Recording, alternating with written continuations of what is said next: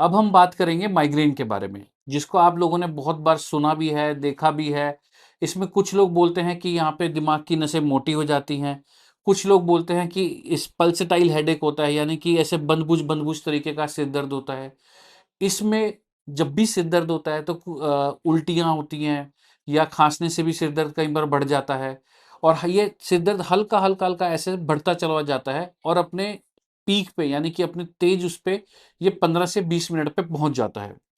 इसमें पेशेंट का मन करता है कि वो किसी एकांत कमरे में बैठ जाए, लेट जाए, जहाँ पे उसकी लाइट ना हो, आवाज़ ना आए, क्योंकि तेज़ लाइट से और आवाज़ से इंसान को बहुत ज़्यादा चिड़चिड़ापन होता है, इरिटेशन होती है, धूप की रोशनी में वो जाने का मन नहीं करता और साथ में नौज़िया यानी कि उल्टी जैसा सा मन भी करता है और कुछ एक लोगों में तो उल्टी भी हो जाती है। माइग्रेन की एक ख़ास बात होती है कि जब भी ये माइग्रेन होता है, बहुत सारे लोगों में इसका आभास पहले से ही हो जाता है।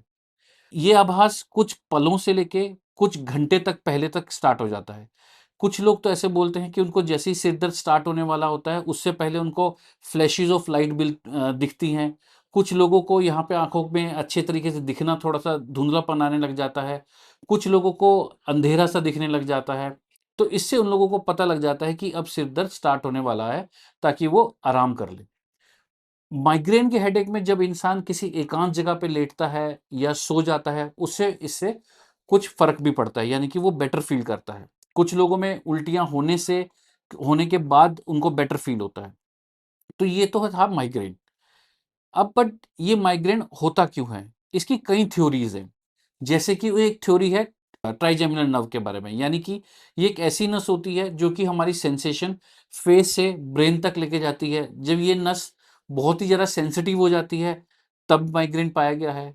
दूसरी थ्योरी में ऐसा कहा गया है कि कुछ केमिकल्स होते हैं ब्रेन के अंदर, जो एक सेल से दूसरे सेल पे मैसेज भेजते हैं और यही केमिकल्स कुछ नर्व्स को भी स्टिमुलेट करते हैं, उनके पास मैसेज भेजते हैं कि जब ये नसें थोड़ी-सी सिकुड़ती हैं, फिर फैलती हैं, अगर इनका ये केमिकल्स का जो मैसेज भेजना है, अगर ये किसी तरीके से इंटरप्ट हो जाए, तो भी एक हेडेक की थ्योरी में आता है। तीसरी थ्योरी ये मानी गई है कि यही जो वेसल्स होती हैं, यानी कि यही जो नसें होती हैं, जो सेंसेशन हमारी फेस से ब्रेन तक लेके जाती हैं, जब इनमें सूजन आ जाती है, तो इस सूजन की वजह से कुछ केमिकल्स ब्रेन में निकलते हैं और जो केमिकल्स निकले, वो ब्रेन की सतह पे एक्ट करते हैं और जैसे ही ये सूजन कम होती है, उसी तरीके हेडेक भी कम हो जाता है। तो ये था एटियोलॉजी, यानी कि इसकी वजह से हेडेक होता है माइग्रेन का। तीसरा सबसे आजकल ये एक नया तरीके का हेडेक आने लगा है, जिसे हम बोलते हैं एनाल्जेसिक ओवरयूज़ हेडेक, यानी कि दवाइयों से भी होने वाला हेडेक। सबके घरों में मैं ऐसा बोलूँगा कि एक आइबुजेसिक टैबलेट, पैरासिटामोल की टैबलेट होती है, जिसे हम रोज़ाना किसी न किसी वजह से खाते ही रहते हैं।